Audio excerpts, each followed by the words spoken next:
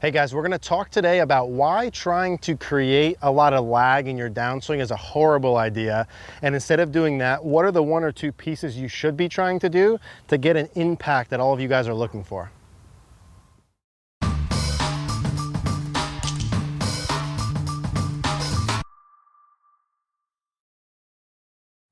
Okay, I want to talk about this idea that a lot of people come in to see me with, that they want to have this angle during the downswing, this lag that everyone's looking for, where sort of the angle between their lead arm and the shaft gets as tight or as narrow as humanly possible. And it's such a horrible idea for almost every single one of you. And I get it. When you watch someone two-dimensionally and you watch the pros, it looks like they have a much better angle than you guys have coming in, but it's two-dimensional. It's not the whole story. And if you were to actually measure the wrist angles of these players, it's completely different than what most all of you think. Here's the angle we're talking about for lag. You're talking about essentially, we'll call it wrist hinge here, right? Is this. Non-scientific term is wrist hinge, like this. All of you guys, I think, are under the impression that this, let's say this is a 90-degree angle. My left wrist is hinged. I think a lot of you guys think that you're supposed to hold that hinge all the way down into impact. And that's how you get lag.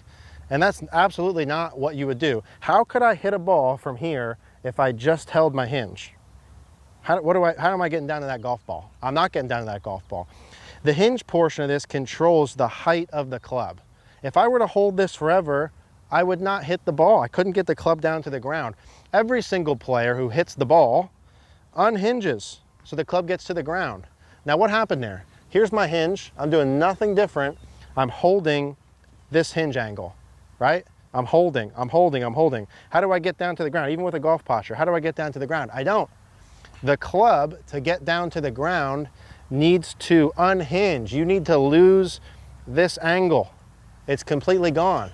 Well now, how do I get to the point where I still have that angle and everything else looks the same? How do I square that club face up from there? I add flexion and supinate my lead arm. Here's this angle again one more time. Here, angle, held. Never hit the golf ball. Unhinged, gets the club down to the ground. Adding some supination and flexion of my lead hand and arm squares the club face up, and there's my hit.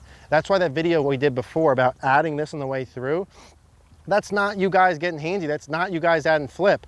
That's you getting the freaking club face from back here into the ball with dynamic loft that's going to hit the ball solid. How do you hit a golf ball holding that? You don't hit the ball. So you from the top, if you're trying to pull this shaft down and hold this angle forever, that is not what the greatest players do. The people who hit the ball good don't do that at all.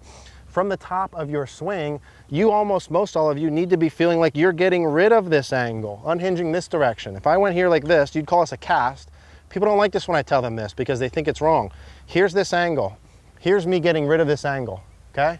So here you can see it from right there, straight up and down, completely gone. Now I'm gonna do nothing else but turn. Now how does that look? Pretty perfect. Here again, here's this angle. I'm gonna do nothing else but turn. How's that look?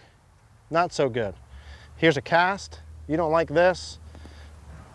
That's what a tour star looks like. So should you be holding this all the way down your downswing? Absolutely not. You're gonna be steep, vertical, and you're gonna be hitting pulls and cuts like most of all you do. You need to get rid of this angle from the top. You need to unhinge this club here, and then you add in this flexion. You add in this supination. You add in right wrist bend. What if I unhinge and I bend my right wrist back? How's that look now? Unhinged. Watch this again. I hope you guys get this. Unhinged with my left wrist.